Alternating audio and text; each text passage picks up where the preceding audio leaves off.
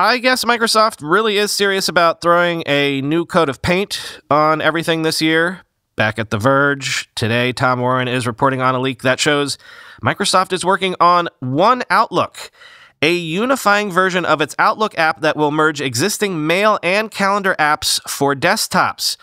But while the work is going on right now this year, apparently the release goal is next year, 2022. Quote, codenamed Monarch and One Outlook, the app is, quote, a new version of Outlook designed for large-screen experiences, according to a leaked version of the app.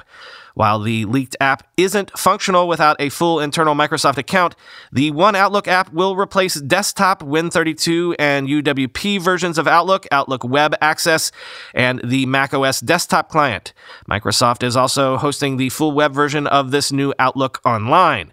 Microsoft is building a single desktop client that will be based on the web version of Outlook. The leaked app is clearly in an early state, and Microsoft even warns employees that it's currently designed for brave dogfooders and doesn't include an offline mode.